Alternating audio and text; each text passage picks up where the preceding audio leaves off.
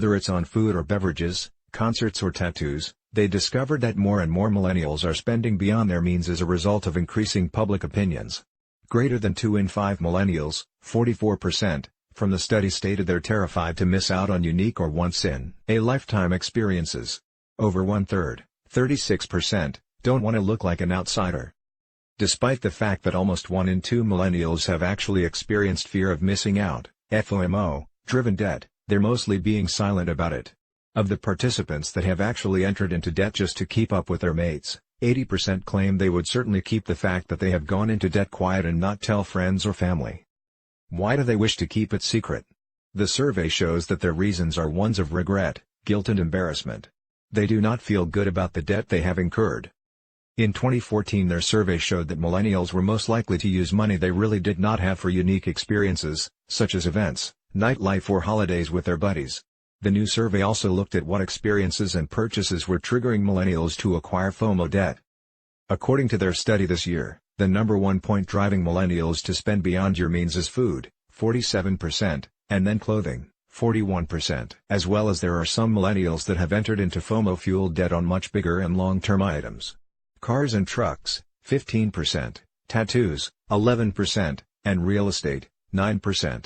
So out of all the millennials that go into debt, only 9% of millennials go into debt in order to acquire an asset that will grow in value over time. Another way of looking at it, 91% of millennials go into debt either for an experience that once it is over, or for a tattoo. Regardless of the product or experience, social networks play a huge component in driving the millennials' need to spend beyond their means. The survey results show that 2 in 5 participants, 40%, claimed they spent money on something a minimum of one time per year simply to publish that fact on social media sites. Why do millennials really feel forced to spend too much?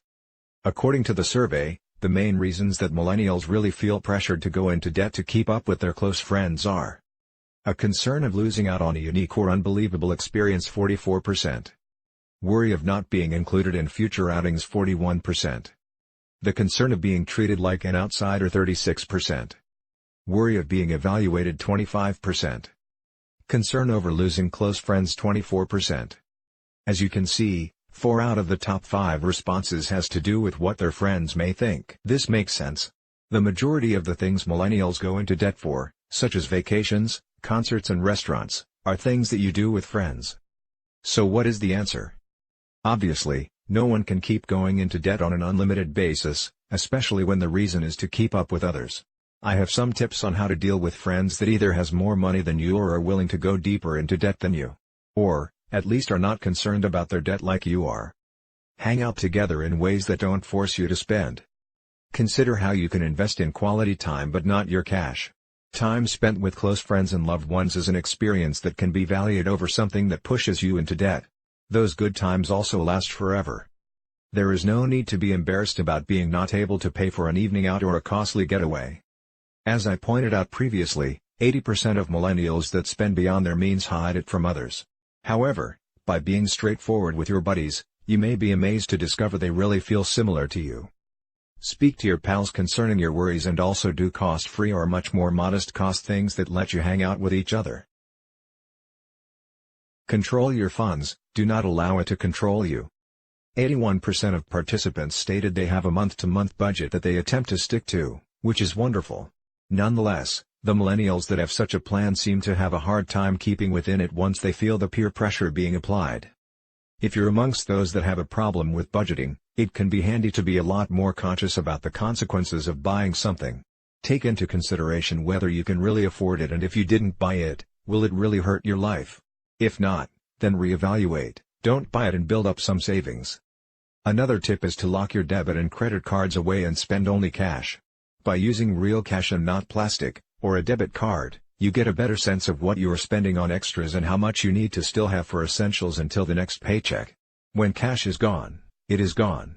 This behavior will force you to think about how much money you need for essentials for the number of days until the next payday, which is a good thing. Will this item or experience be important in 5 years? In some cases, the answer is no, and sometimes it is yes. If the answer is yes, then slot it into your budget and see if you can afford it. Make sure your budget also has a line for savings. That way you will be building up a fund for investing. This fund can also be called upon in the event of a real emergency that could not have been planned for. Examples are increased health costs or reduced income through job loss. It is essential to have an emergency fund that you can tap into in the event of a real crisis. It isn't so bad to also have further savings and investments. It is never too early to start planning for a retirement. If you wait until you are closer to retirement than the start of your career, you will never be able to catch up. Credit Karma CA, Conclusion. Whenever I sit down with a person to talk about his or her insolvency, or with an owner of a company to discuss business financial problems, I make sure that we have an entire discussion. I not only talk to them about what process I recommend for their unique situation, but I also walk them through the entire process and what all the rights and responsibilities are. Are you or your business experiencing money troubles? Are you on the verge of bankruptcy? Do not wait till it is far too late to understand how you can restructure your financial affairs and avoid bankruptcy. You do not need to be one more person or company declaring bankruptcy in Canada. As a licensed insolvency trustee, formerly called a bankruptcy trustee, we are the only specialists certified, accredited and overseen by the federal government to provide insolvency guidance and to apply remedies under the BIA.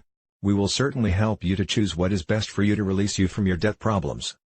Call the Ira Smith team today so we can get rid you of the stress, anxiety, pain and discomfort that your money issues have created. With the distinct roadmap we establish simply for you, we will without delay return you right into a healthy and balanced problem-free life, starting over staring now.